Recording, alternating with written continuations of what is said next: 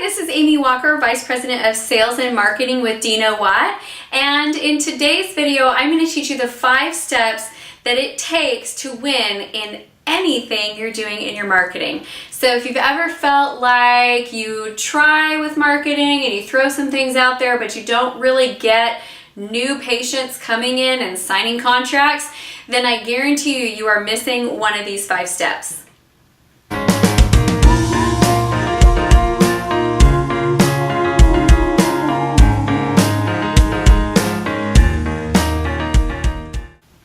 Step number 1 is you need to take a look at your marketing materials. So your marketing materials would be things like signs and landing pages, your social media graphics.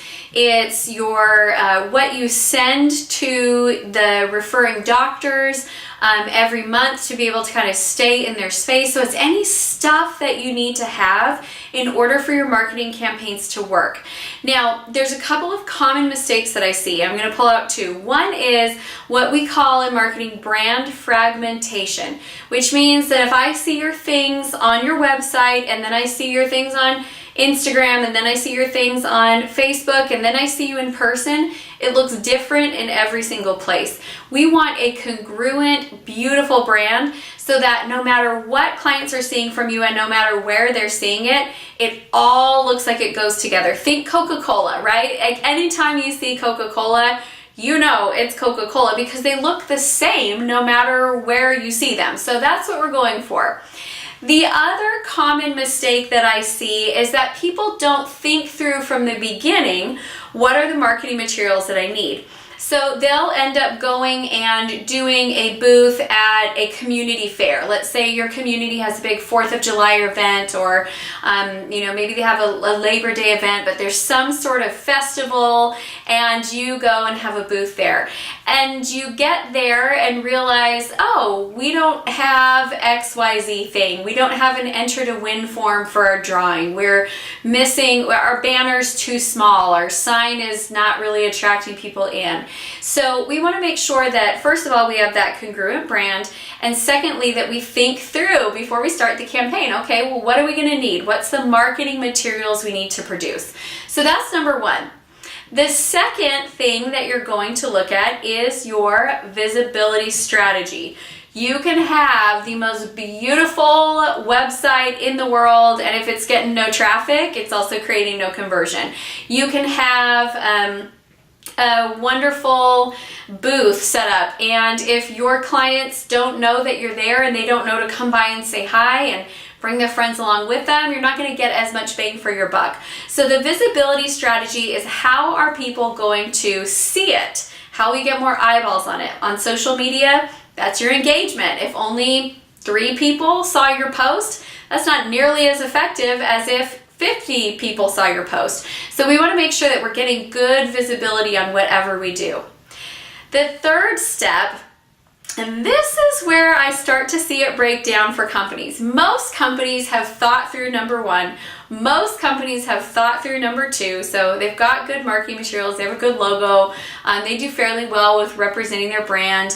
They get good visibility, or they position themselves in places where people will be. But the breakdown happens with number 3. And what step number 3 is lead capture. So this is where you're actually going to get a name, an email, and a phone number. Let's just throw this out there and then we can all have a little cry pity party for just a minute, because I know you've all done it, because every business owner has. Have you ever done a patient appreciation night where your patients get to come and bring all of their friends, and at the end of the night everyone had a great time, it was super fun, you had 100 new people there and you didn't get their names or their emails or their phone numbers, and you have no way to follow up and invite them into the office, and you're sitting there going, well, I hope, fingers crossed, knock on wood, we hope that they come in, but we don't really have any way of reaching out to them, inviting them in. So that is what lead capture is. Lead capture is if you're at a community education event, having a drawing, a giveaway that they fill out their info and they enter to win. It is If you're doing a special promotion with the schools, it's having something that you send home and you give away for free to everybody. Like maybe it's a guide on how to know if your child needs braces or if Invisalign would work. And you give this guide to everybody, but they have to actually enter in their information before you get it. It's when you're online and you have those lead magnets or those freemiums, just basically those valuable pieces of information that you give to people in exchange for their contact information. So we want to make sure that whatever we do, we're capturing the leads. And here's what I'll tell you, if you take nothing else away from this video, if you can do that one step, your business is going to dramatically increase, because then your TC can call people and say, hey, this is Amy from such and such office, and we met you at our blank event. We'd love to have you come in and do an initial consultation and see how we can create the most beautiful smile for your child. That's as simple as that. And think about how many people come through that kiosk that you set up in the mall, or go to the bridal fair, or all of the different things that you're doing. Think about how many people are just walking past and taking a card and taking a flyer. They forget about you. So we've got to make sure that we get their information so we can ensure that they don't. All right, step number 4. The fourth thing that it takes to win in marketing is lead nurture. Let's be honest.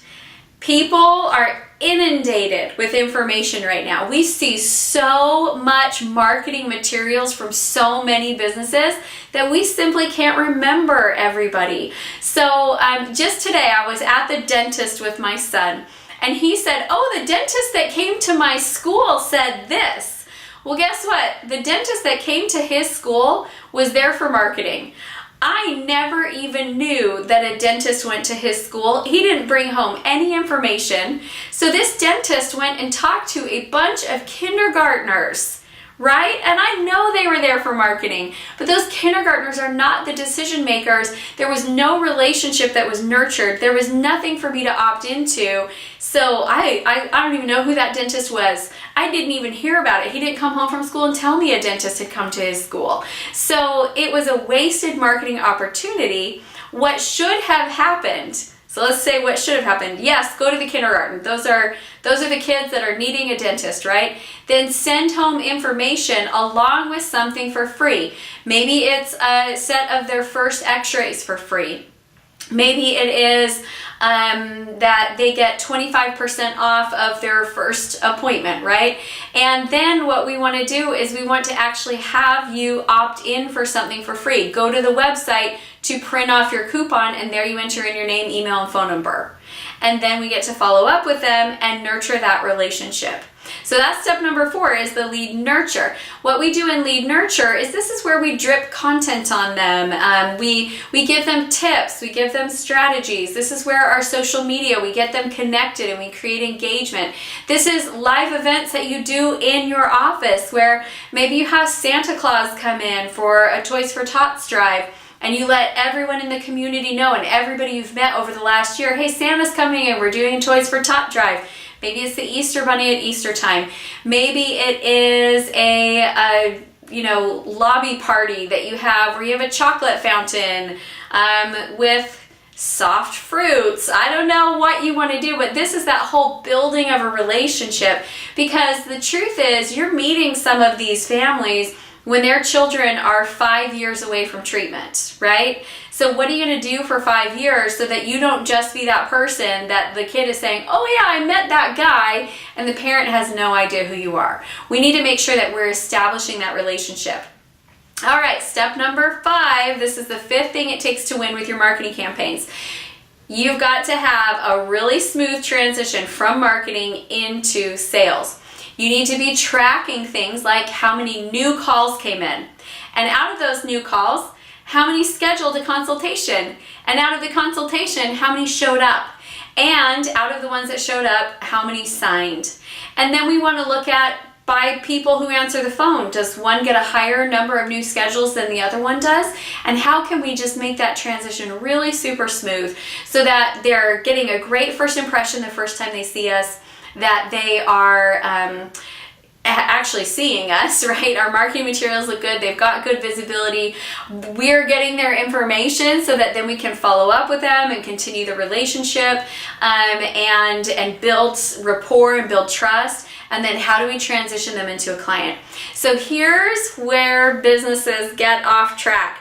They don't know this. Let's be honest. The person in your office that is responsible for marketing probably doesn't know this information.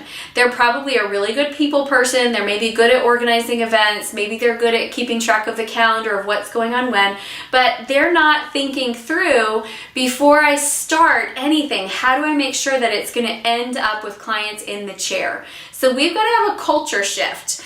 And you know, that's what you know us for at Do You Know What? We have to have a culture shift. We have to create a team of people. We have to create your entire team's mindset thinking around results. Not just thinking, what do we do and what do we throw out there and, you know, throw a bunch of money and mud to the wall and hope that it sticks. But how do we be strategic in everything that we do so that we don't push play on another marketing campaign without having thought through the whole thing?